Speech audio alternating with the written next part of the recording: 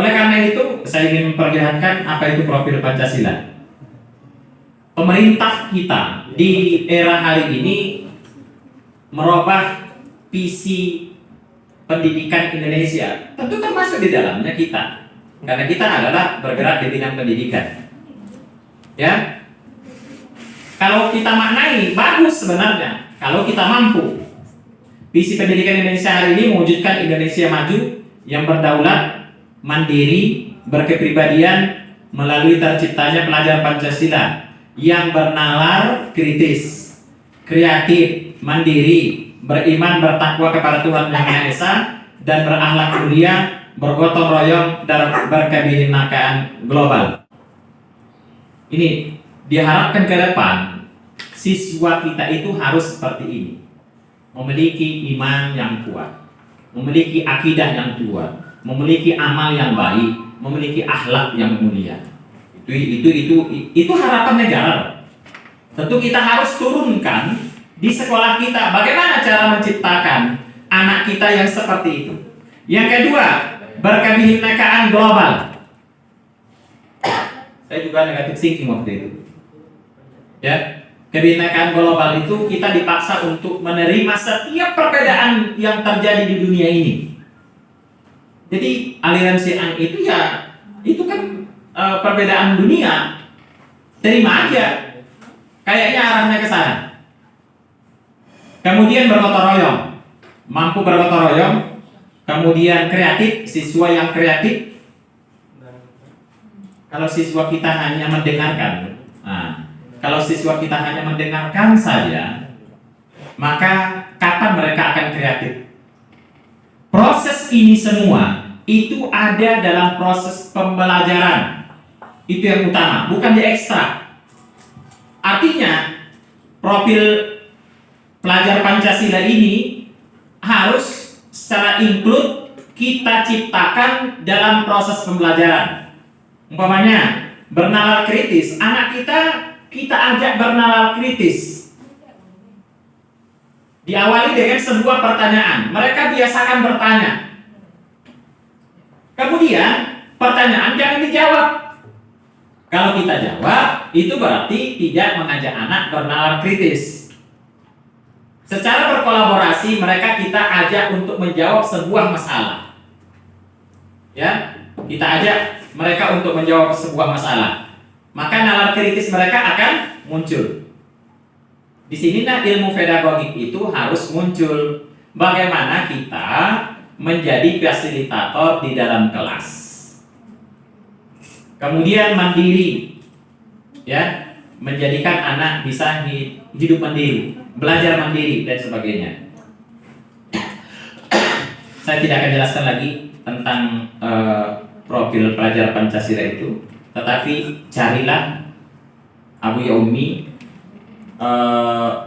minimal kita harus tahu. Kenapa kita harus berubah? Memiliki nalar yang tinggi dan sebagainya siswa kita. Tantangan berikutnya, ini tantangan kita yang kedua, Abu ya Ummi era 4.0. Khusus di Jepang, sekarang mereka sudah meninggalkan era 4.0. Mereka sejak tahun 2020 sudah masuk era 5.0, khusus Jepang. Seperti apa era 4.0? Mungkin kita sudah pernah mendengar. Ini ada contoh video. Tidak ada suaranya. Ini ilustrasi saja, bisa dilihat. Kenapa kita guru harus berubah? Karena memang guru kita yang akan kita hadapi itu sudah berubah.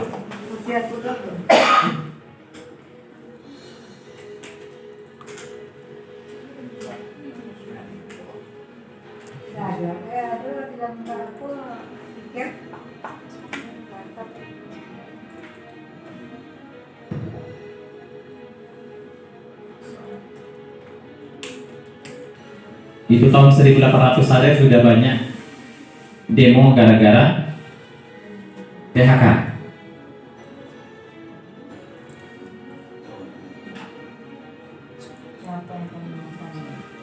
Revolusi 2.0 itu tahun 1850 sampai 1870 sudah mulai masuk listrik. Sejak masuk listrik, yang tergusur juga adalah tenaga manusia.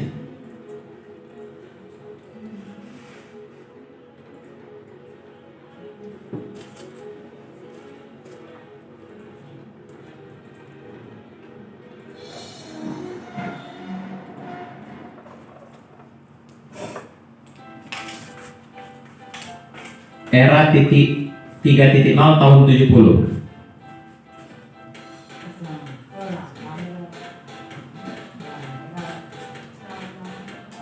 Jangan-jangan era 0 lebih maju dari kita hari ini. Kalau kita masih menggunakan ini.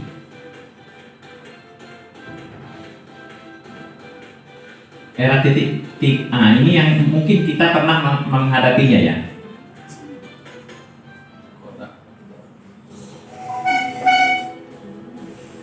Kita pernah hidup di era 3.0 itu, yaitu ketika dulu masih kecil, ya berfoto masih menggunakan Kodak, kemudian betul-betul kenapa cuci film namanya?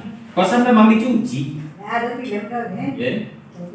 Dicuci, dimasukkan ke dalam air, kemudian dijemur bergantungan itu, memang seperti itu. Kemudian kabarnya kamera, ya menelpon saya tahun 2000 saja. Itu nelpon di Pekanbaru di wartel namanya. Itu wartel. Kalau mau nelpon itu harus jam 9. Kenapa? Karena ada diskon atau apa? Harganya murah. Tetapi antrian sampai 20 orang. Pakai antrian karena wartelnya terbatas. Tapi hari ini 4.0. Mulai tahun 2000.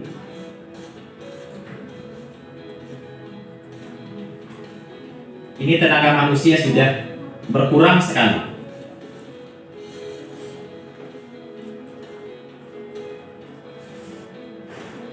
Sekarang sudah tidak pakai duit, tetapi pakai ya. E-tol. E-money. Sekarang pakai semua. Ya. Google sudah menciptakan mobil tanpa awak.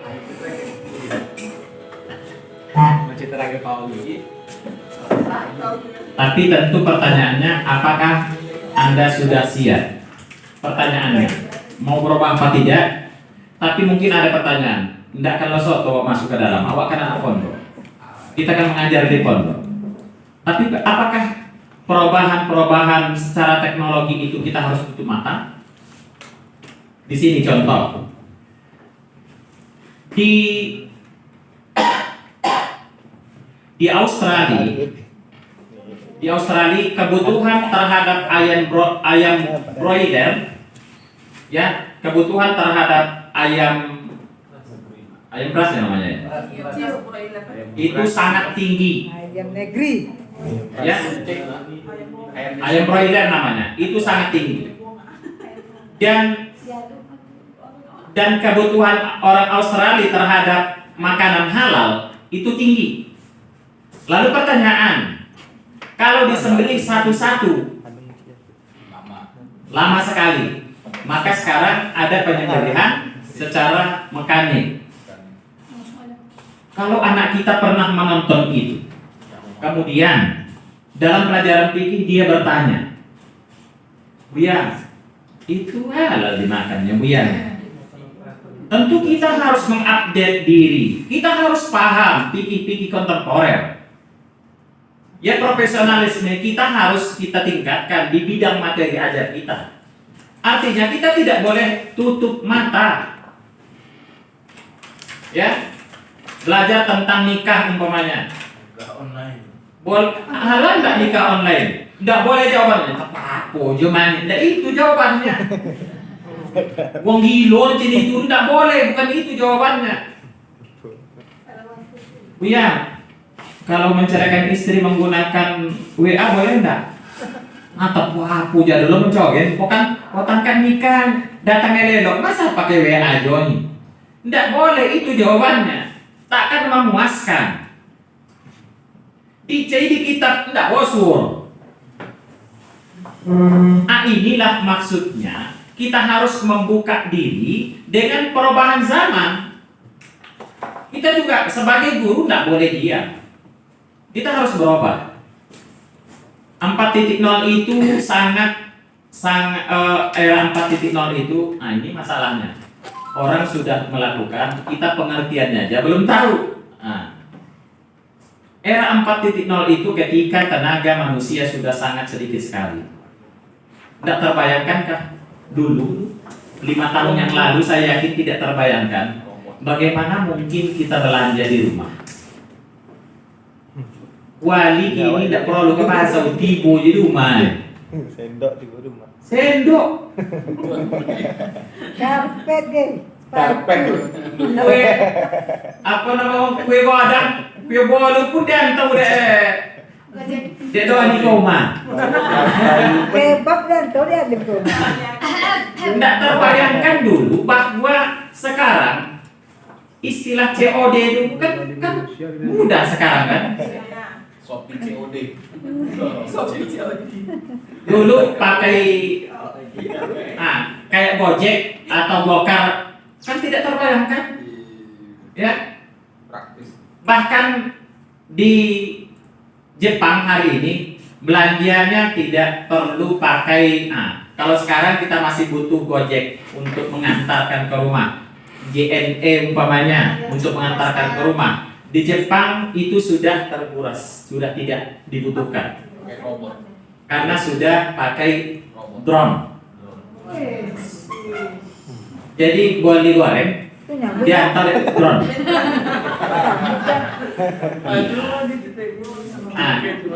Awak tuh sudah. Iya. Sudah. Ini kan sistemnya gini. Bukankah kita menggunakan aplikasi? Nanti ada pemberitahuan yang pengantar sudah tiba di depan rumahnya. Kalau dulu Pak, kan semuanya menggunakan internet. Uangnya juga bukan uang kertas. Semuanya sudah menggunakan uang elektronik. Nah, terbayangkan kan kita dulu seperti itu. Ini belanja dulu pontiong ATM basi itu aja. Ya, semuanya. Bahkan saya pernah melihat di bukan melihat langsung ya videonya di Kanada itu tidak salah, sepeda itu tidak perlu mau ngantar anak ke sekolah, tidak perlu diantar, masukkan dia ke keranjang sepeda itu sendiri yang ngantar. Itu Google punya, itu tidak tumbang, ditabrak sama mobil tidak tumbang dia. Ya, tidak perlu ada yang tukang antar, karena sudah diantar. Yang penting buat titik awal, klik titik akhir. Bagaimana kalau di perempatan?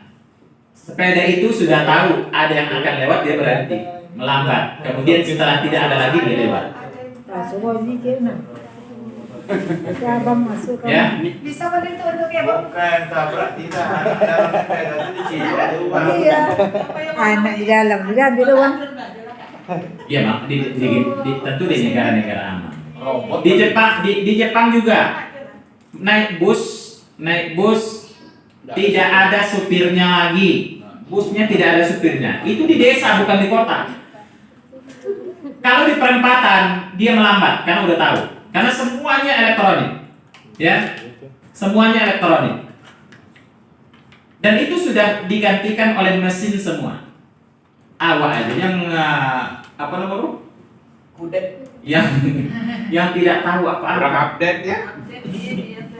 Dan karena memang daerah kita belum sampai ke sana. Tetapi yang saya maksudkan adalah kita memang harus siap-siap untuk berubah. Kalau orang pabrik berubah seperti itu, apakah kita guru juga harus seperti kemarin juga? Yang kita hadapi Abu Ya Umi tidak sama. Kalau tahun 90-an atau awal saya ngajar tahun 2000, yang saya ajar itu adalah anak-anak yang belum punya gadget. Nah, Generasi kami. generasi ya, ini murid saya. Satu. Salahkan Buya sendiri. Kalau batik, kan itu. Kalau punya HP, ya. Lalu hari ini kan apa lagi? Sebuah pertanyaan bagi kita yang berkecimpung di dunia pendidikan.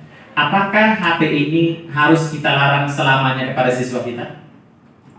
Ternyata kita harus berubah. Yang kita rubah, kalau dulu kita larang bawa HP.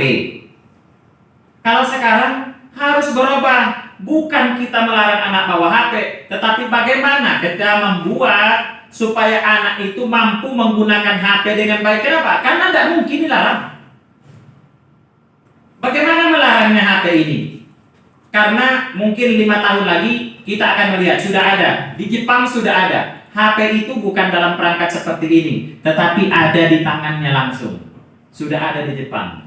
HP itu hanya dalam bentuk gelang karet. Kemudian layarnya di tangan. Dia hanya mengklik tangannya. Di situ ada. Nelponnya juga gitu. Potang lah nampak di saku. Enggak mau dan lebih. Yang kisiko letak di tangan. Layarnya di tangan. Arena itu masih itu.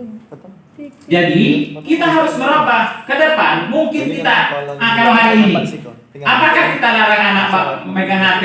Padahal sistem pendidikan kita mewajibkan mereka pakai HP.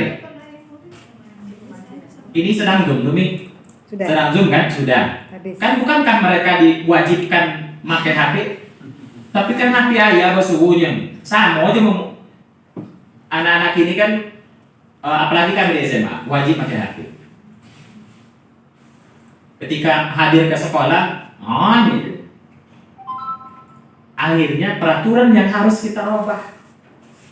Bukan lagi berarti HP silahkan bawa ke sekolah, tetapi bagaimana caranya? Nah, ini yang ilmu pendidikan yang harus kita update. Kalau kita tidak mampu sekarang, ya belajar, kita carilah sekolah-sekolah yang sudah mampu menghadirkan HP di sekolahnya, tapi tidak merusak. Kalau Jepang mereka tidak mampu. Akhirnya apa yang mereka lakukan? Mereka berikan HP kepada siswa, tetapi HP yang sudah diprotek. Hanya bisa mengakses materi, hanya bisa menelpon orang tuanya saja. Itu siswanya diberikan satu-satu. Di dalamnya ada game, tapi game edukasi. Nggak ada game mapor, game edukasi semua. Artinya apa? Artinya, jadi Abu ya Umi, saya hanya ingin memberitahu bahwa kita harus berubah. Cara mengajar kita harus berubah. Cara mendidik kita harus berubah. Kenapa? Yang diajar, yang kita ajar itu sekarang berubah. Mereka bukan orang yang seperti kita lihat 10 tahun yang lalu. Ya, dalam otak mereka, dalam otak mereka juga tidak seperti yang kita bayangkan. Apakah masih ada otaknya atau tidak, kita tidak tahu. Ya, itu yang kita hadapi hari ini. Jadi kita harus siap untuk berubah. Saya hari ini memancing kita untuk mau berubah. Sekarang saya tinggalkan sini dulu. Sekarang kita masuk ke perangkat ya. Oke. Kalau ada waktu lain nanti akan kita sebenarnya masih banyak yang akan masalah kurikulum yang akan saya. Tapi ini juga kurikulum ini masih pemahaman konsep. Pemahaman konsep. Sedikit saja ini aja dulu. Pembelajaran kita di dalam kelas ada 4 aspek yang harus kita berikan. Pertama, kita harus mengajarkan pengetahuan ke siswa kita. Yang kedua, mengajarkan keterampilan. Jangan hanya pengetahuan saja. Jadi aspek keterampilan. Jangan ngajar cara berwudu, rukun wudu dan sebagainya. Tetapi pernahkah? Keterampilan itu wajib. Guru fikihnya pernah nggak ngajak ke apa? Berwudu. Iya. Itu Waktunya waktu 2 jam umpamanya. Oke, materi hari ini udah habis. Sekarang kita praktek. Ajak ke masjid. Tengok cip-cip. Mana salah? Jujur saja saya melihat ketika anak-anak berwudu itu kan sikunya tidak karena takut tangannya basah, akhirnya tidak sah wudhunya. Masih banyak seperti itu. Itu pertanda guru fikihnya belum mampu mengajarkan keterampilannya. Jangan nanti anak pondok kita ketika sampai di luar itu justru dibaca orang, ini anak pondok kok kayak ini cara wudhunya, cara sholatnya juga. Bukankah ilmu yang kita ajarkan itu adalah ilmu-ilmu yang memiliki praktik semua? Maka kita harus praktekkan. Kemudian aspek yang kita ajarkan aspek sikap, spiritual dan sosial. Ini harus. Pelajaran matematika sekalipun harus mengarahkan ke sana. Jadi bukan cuma pelajaran agama. Apapun pelajaran kita harus mengarah ke sana. Terakhir ini sedikit. Ini tadi. Penumbuhan nilai bukan hanya sekedar mata pelajaran. Kita bukan hanya fokus mata pelajaran. Tetapi setiap kita mengajarkan apapun pelajarannya, ada nilai yang harus kita ajarkan di sana. Ya. Nah ini untuk kita ingin memperbaiki siswa harus sabar. Karena ada proses jenjang-jenjang yang harus kita lalui. Kalau ingin merubah karakter siswa kita tidak bisa mengatakan potang dan sobek ngaku yang ini salah. Ya. Kalau potang dan sobek itu baru pengetahuan, itu baru mengajar, belum ada mu'addibnya. Bukankah tadi di awal kita sebutkan, jangan hanya mengajar, mu'allim, mu'addab, mu'addib, mursyid itu harus kita praktekkan sebagai guru. Jadi pertama, masuk semursyid. mengetahui, pengetahuan kita ajarkan, sikap yang baik itu kita ajarkan. Kemudian mudah-mudahan dengan itu dia memahami. Ada masanya setelah dikasih tahu dia memahami. Beda ya, mengetahui dia sudah mulai memahami. Kemudian setelah memahami, mudah-mudahan dia menerima. Oh iya ya, harusnya saya seperti ini. Kemudian dengan itu secara berangsur-angsur dia mulai melakukan, mempraktekkan yang baik tadi. Kemudian setelah itu dia membiasakan, terakhir menjadi karakter. Jadi karakter itu adalah sesuatu yang sudah terpatri. Tidak disuguhkan di WD doa, itu baru karakter namanya. Ya, kalau takut mengerjakan kepada guru, ada guru mau dilakukan itu belum jadi karakter. Makanya prosesnya memang panjang. Bisa jadi kalau kita ingin menciptakan karakter baik, alumni kita di sini prosesnya 6 tahun berlanjut, mulai dari kelas 1. Tetapi memang kita harus sabar. Harus kita didik terus, harus kita bimbing terus. Kesabaran seorang guru itu dituntut. Oke, Abu Yaumi, karena waktu singkat, kita langsung saja ke proses yang kedua. Kita akan membuat RPP mulai dari kalender akademik sekolah. Untuk apa kalender akademik itu? Kita harus tahu berapa jatah waktu yang kita miliki untuk mengajarkan sebanyak itu KD yang harus kita selesaikan. Umpamanya KD-nya ada 10, sedangkan waktunya ada 20. Berarti tengok dulu KD-nya, kedalaman KD-nya nggak bisa dibagi 2. Bisa jadi ini butuh hanya 2 kali pertemuan, ini harus 4 kali pertemuan. Itu harus kenapa? Yang namanya kalau direncanakan dengan baik, insya Allah bisa. Cuman saya yakin kita agak keteteran membuat perencanaan semacam itu, bukan melaksanakan perencanaan itu nanti karena siswa kita, terutama di kuliah. Makanya saya pernah mensarankan ke kita, ke sekolah, bagaimana kalau yang sudah masuk kuliah itu adalah mereka-mereka yang sudah pandai bahasa Arab, kemudian mereka yang sudah bisa membaca kitab secara mandiri.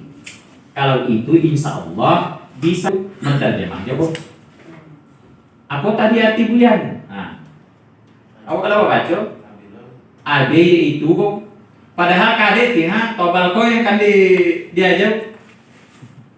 Idealnya saya melihat di kuliah itu idealnya anak sudah pandai baca kitab secara mandiri, walaupun mungkin pemahamannya disitulah fungsi kita sebagai guru nanti sudah bisa berbahasa Arab itu 2 kunci alat untuk masuk kuliah.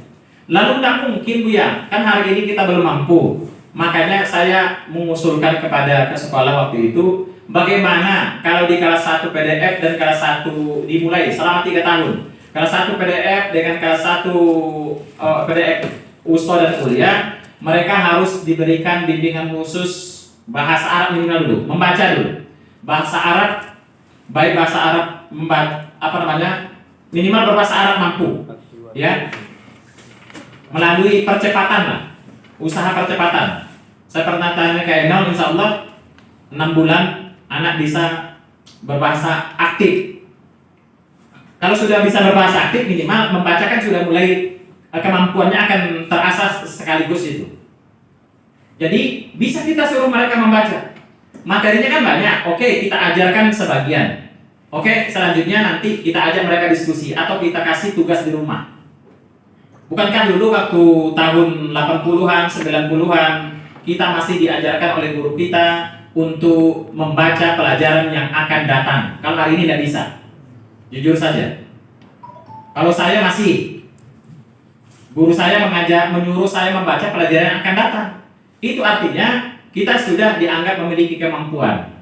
Kalau anak kita punya ilmu alat membaca, insya Allah programnya, saya usulkan waktu itu programnya jangan masuk ke dalam program kurikulum apa, tetapi ini kurikulum khusus ekstra.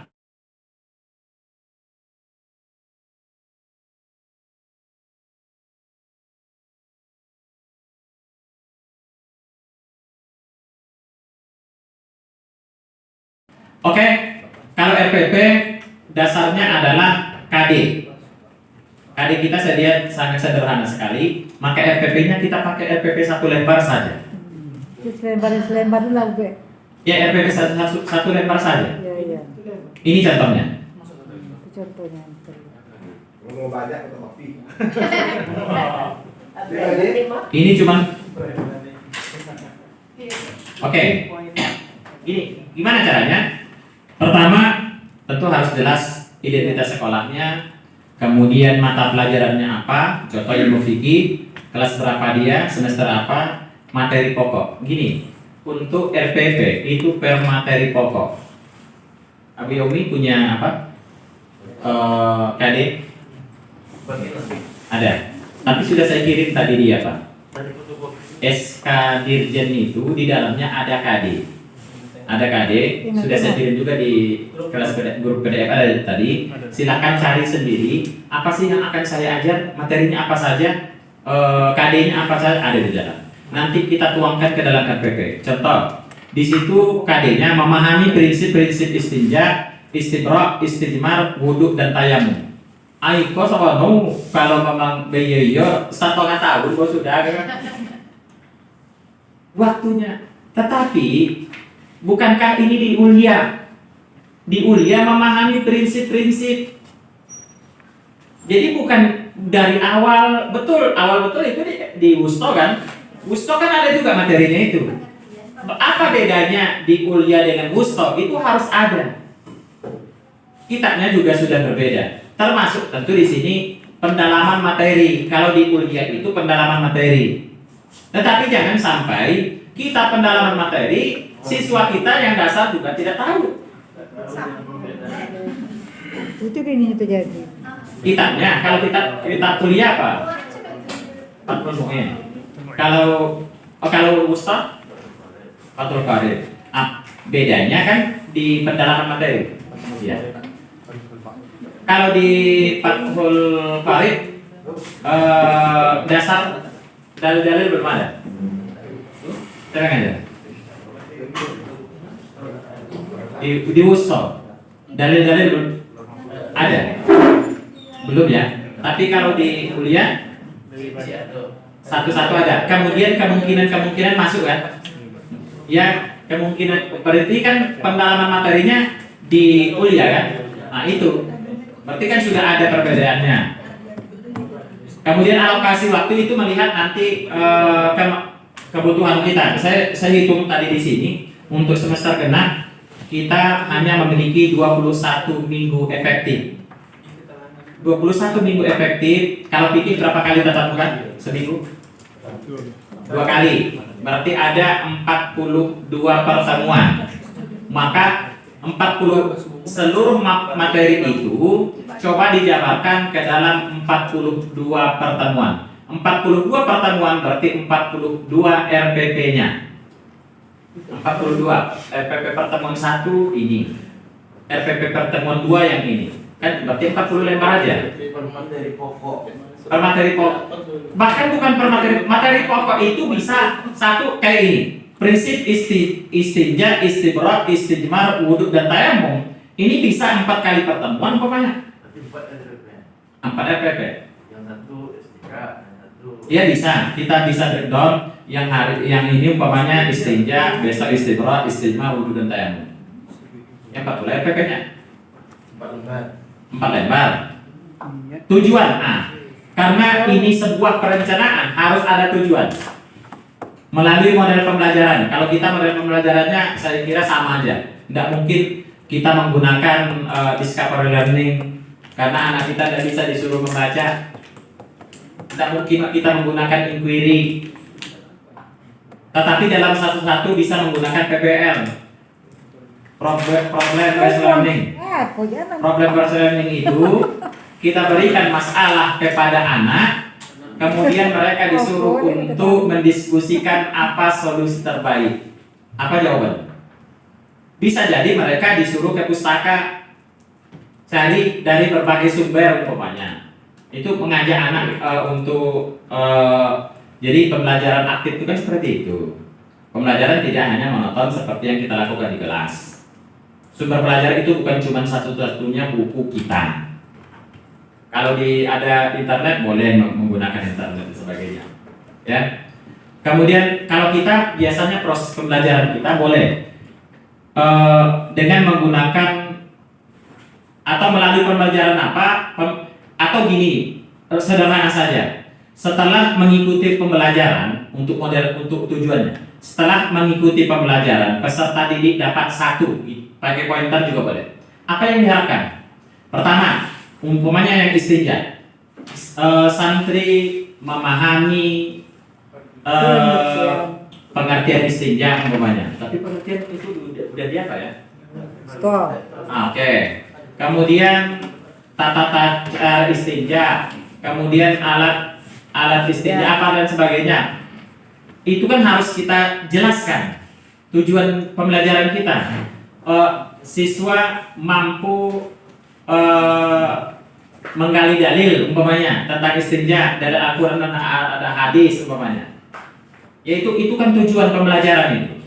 Berarti hari itu diharapkan setelah selesai belajar di otak anak kita udah ada yang itu. Dia sudah tahu pengertian istinja apa, cara beristinja sudah tahu, dalilnya sudah tahu walaupun belum hafal ya, walaupun belum hafal. Kalau mau ada waktu umpamanya siswa hafal dalil istinja, buatkan di tujuan pembelajaran. Kemudian di pendahuluan. Pendahuluan itu kan sistemnya tugas di kegiatan pembelajaran itu 3. Yang pertama pendahuluan. Pendahuluan itu tujuannya untuk menyiapkan peserta didik kita baik secara fisik maupun non fisik siap untuk belajar. Makanya tugas kita pertama, lihat dulu, itu meja, kursi lurus apa tidak? Jangan kita biarkan anak-anak, kalau ada sampah silahkan. Tapi jangan 10 menit waktu itu Abi untuk bongi aja. Mengabsen. Uang kemana datang? Apa tidak datang? Fobianya. Lebih 10 menit itu ini jo. Ya. Boleh mengabsen, tetapi mengabsennya jangan habis waktu. Memang ada mengabsen di situ di kegiatan pendahuluan. Kemudian di kegiatan pendahuluan melakukan menyampaikan apa tujuan pembelajaran kita hari ini. Nanti kita belajar ini harus sampaikan. Kemudian di pendahuluan juga kita harus melakukan persepsi, menghubungkan pelajaran kemarin dengan hari ini. Kemarin kita sudah mempelajari ini, insya Allah pada pertemuan ini kita akan mempelajari. Walaupun sedikit-sedikit, tetapi kita lakukan. Artinya apa? Siswa sudah kita persiapkan secara fisik dan secara mental untuk siap menerima pelajaran hari itu. Itu yang kegiatan pendahuluan. Boleh di situ. Kegiatan pendahuluan itu mengabsen boleh atau contoh. Coba saya.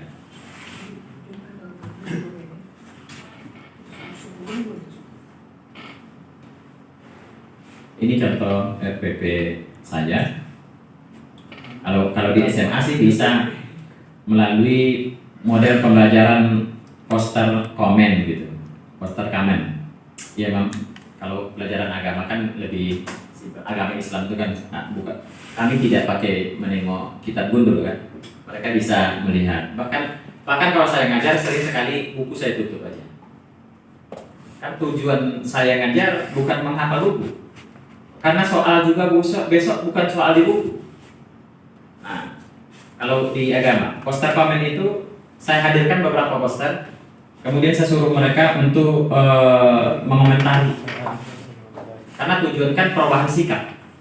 Ya, mengomentari bagaimana komentar mereka dan kita fasilitasi.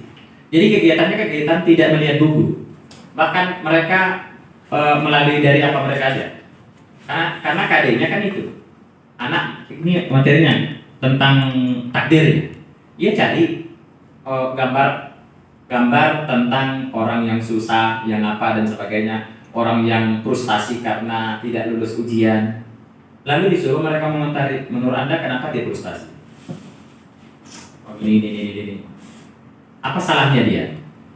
Lalu menurut Anda bagaimana kalau dia tidak kalau dia belajar PPT? Ini kan tujuannya untuk merubah. Bukan menghafal. Kalau menghafal bisa jadi hafal hari ini tapi besok sudah lupa. Tapi kalau makanya dalam proses mengajar yang sangat dibutuhkan itu adalah apakah siswa memiliki pengalaman belajar hari itu tadi. Pengalaman belajar ini maksud adalah sesuatu yang melekat di jiwanya. Dia merasa apa namanya ya? Merasa ada sesuatu yang baru lah.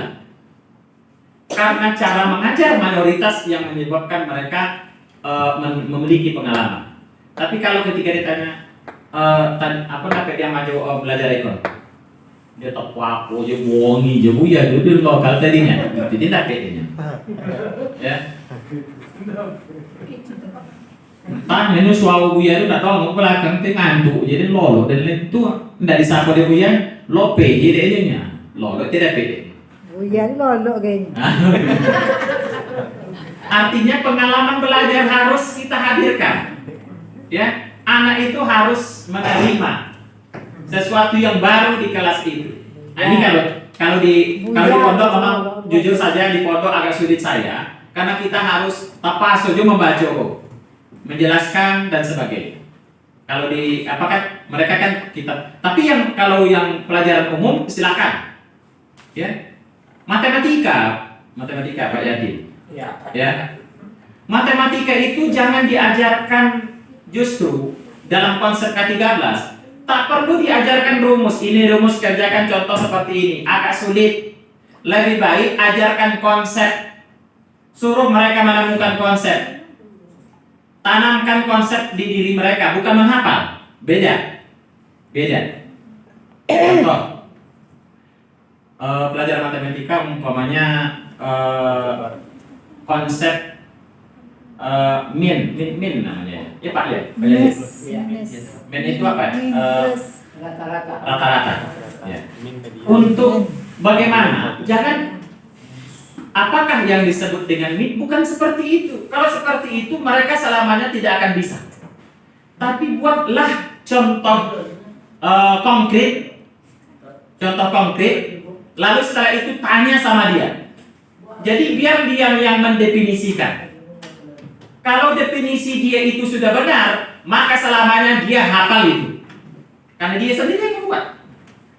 Bukan kita yang mengapa. Dia sudah paham. Oh, seperti ini. Walaupun konsepnya tidak tekstual. Tidak harus tekstual, tetapi dia paham. Percuma juga dia hafal, tapi dia tidak ingat selamanya. Karena memang sesuatu yang dihafal akan lebih mudah hilangnya daripada sesuatu yang memang dia sendiri yang menemukan. Ini contoh, pendahuluan guru membuka pertemuan dengan mengucap salam. Itu kan biasa. Kalau kita kan guru, siswa yang mengucap salam, kita menjawab salam. Ya, tapi biasakan juga lah.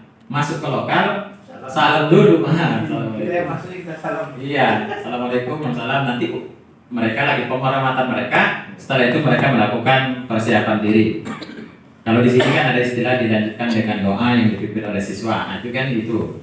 Kalau guru mengabsen kehadiran siswa, guru menjelaskan tujuan pembelajaran, guru memberikan apersepsi.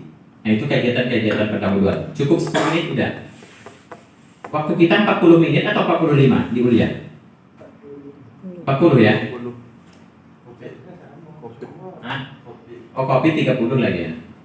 Nah, kalau kopi berapa? 20? 2 kali 20. 30? 20 kali 20. 20? Ya. 25. Oke, kegiatan pembelajaran lagi. Kegiatan pembelajaran nggak mungkin seperti ini kayaknya, karena kita kegiatan pembelajaran coba kita sepakati. Kegiatan pembelajaran umpamanya kita awali dengan apa? Ya, kegiatan pembelajaran kita akan membaca kitab. Iya. Jadi Abu ya Umi, apa yang akan kita kerjakan hari itu tuliskan. Jadi idealnya kan gini, besok pagi saya ngajar materi ini, saya akan seperti ini, seperti. Yang namanya RPP ya itu rencana pembelajaran. Apa yang akan kita kerjakan besok? Ya. Kalau contoh saya ini kan di SMA ada kegiatan kelompok umpamanya. Ini pembagian kelompok. Mama masuk 10 menit berikutnya itu kan bagi kelompok. Kemudian setelah itu menempelkan, ini kan contoh sintak poster kamen itu seperti itu, menempelkan komen kegiatan seperti itu. Ini tidak mungkin kita gunakan. Lalu kita pakai yang kita membaca kitab umpamanya. Kita mulai dari 1. Guru membacakan terjemah teks kitab. Itu terserah. Kalau biasa kita seperti apa? Guru membacakan teks kitab ini, materi ini. teks materi. Nah, teks. Oh ya, kitabnya di bawah nanti ya, boleh. Teks materi tentang istinja. Boleh pada halaman sekian, boleh. Pada halaman sekian sampai halaman sekian. 1. Yang kedua, menterjemah. Ya. Guru menterjemah. Padahal sebenarnya pembelajaran aktif itu sebenarnya kan tidak boleh guru. Subjeknya itu adalah siswa. Tapi kalau di pondok, gurulah subjeknya. Karena apa bisa ada kalanya bisa santri disuruh. boleh. Guru menulis. Boleh juga, mungkin satu guru dengan guru lain atau satu kelas dengan kelas lain, silakan. Umpamanya guru meminta, jangan menyuruh. Guru meminta salah seorang santri untuk membaca pelajaran yang telah berlalu. Nah, itu berarti kegiatan kita seperti itu, ya. Kemudian setelah itu guru meminta kepada siswa atau santri untuk memberikan tanggapan terhadap bacaan santri. Kan proses juga. Kemudian berikutnya, ya, guru membaca teks pelajaran yang akan datang.